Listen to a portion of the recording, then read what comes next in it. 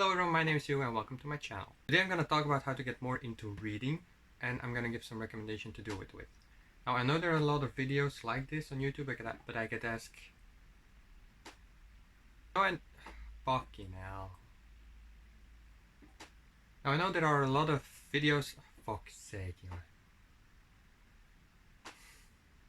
Now I know there are a lot of videos like this on YouTube, but I get...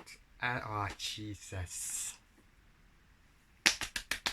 I know there are a lot of videos like this on YouTube, but in real life I get asked this a lot. How I read that much and how I get myself to do it, rather than doing something else. So I thought, why not make a video about it? So I will first give some tips on how to get into reading or how to get back into reading. And then I will give some recommendations to do with it. The first two tips are obvious and you hear them a lot in videos like this.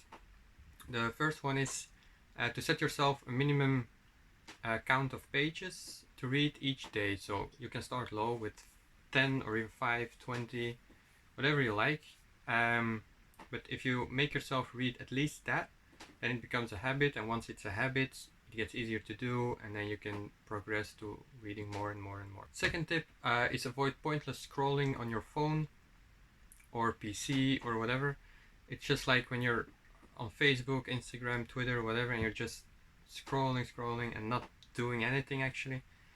Just try to put down your phone then and pick up a book maybe.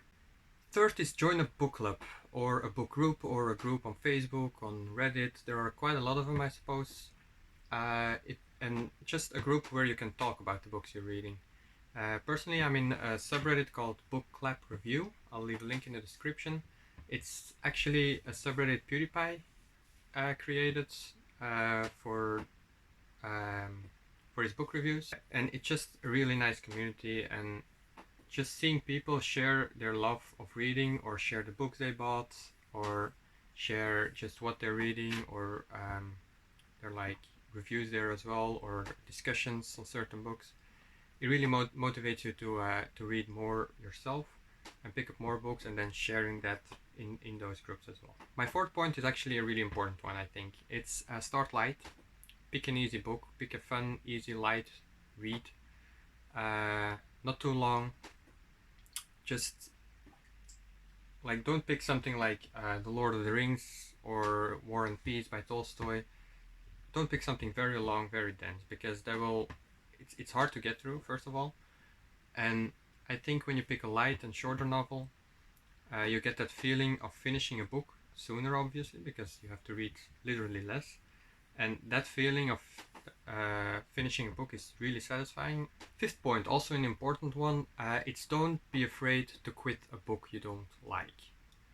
If you're reading something and you're a few pages in and you think, yeah, it might get better, it might get better, it might get better. It's true, it might get better, but if you're reading something you really don't like, it will starting to feel like you're doing work. You have to do this, you have to get through with this, but you're not actually enjoying it, and that's what will get you into a reading slump, or just quit reading at all, because you think, maybe reading isn't something for me, while actually the book isn't something for you. Maybe set yourself like a minimum set of pages, depending on the length of the book. If you're reading a 300 pages book, say to yourself like, alright, I'll read to page 50, and if I'm not into it, then just put it away, pick another one. If it's longer, you can up it, I don't know, just see for yourself. But if you're not enjoying something, just don't do it, pick something else. Number 6, this one I used to do a lot, and when I stopped doing it, the amount of reading I got done increased by a lot. It's when you're not really feeling like you want to watch TV or a movie or a series or whatever, don't do it. Sometimes I think I do want to watch TV, and I just put on Netflix and I start scrolling through every genre or every movie there is, and I'm just scrolling for like an hour sometimes, and just trying to find something I actually want to watch and not finding anything. And then sometimes I put it off and go to sleep because it's getting late, or sometimes I put something on just to put something on and I'm not really enjoying it. Trust me, if you haven't found anything after 30 minutes of looking, you probably don't really want to watch TV, and instead of scrolling through Netflix or Amazon or whatever you have, pick up a book, read instead. Maybe after the reading you'll find something you want to watch actually.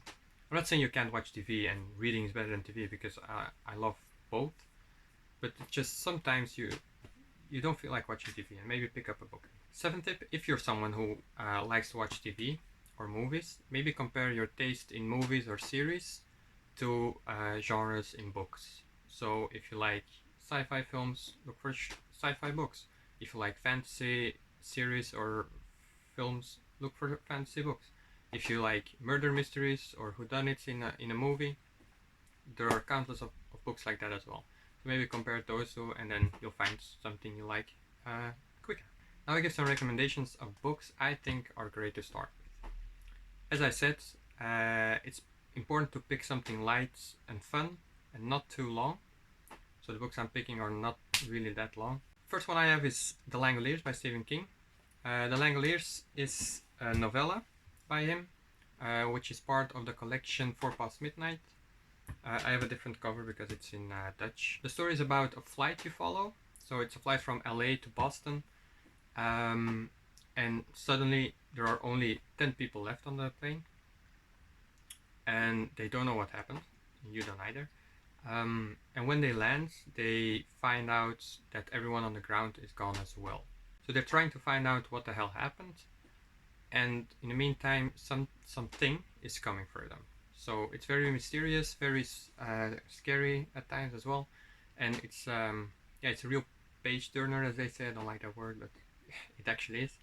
And it's not that long, so you'll finish it in no time. Second one I have is Dark Matter by Blake Crouch. You follow a teacher called Jason Desson, and one day he gets knocked out and kidnapped, and when he wakes up, the world as he knew it is no more. So all of a sudden he's this brilliant and celebrated scientist who made great discoveries and whatsoever. His wife is not his wife, and his son is never born in that world. So he then goes on a journey again. What happened? How did I get it? How did I get into this world? It's very sci-fi, but very, very good. Very easy to read also. It's 300 pages long, so not too long.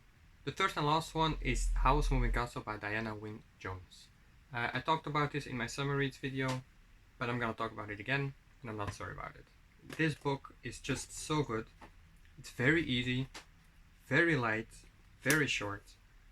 It's funny, it's just a very chill read. As I said in my first video, perfect for now, for this time of the year in the summer.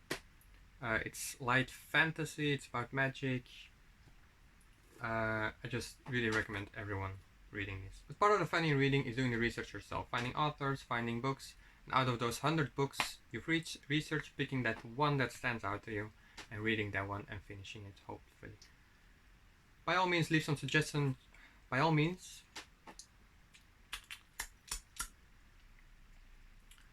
leave some suggestions. Fuck me. By all means, leave some suggestions.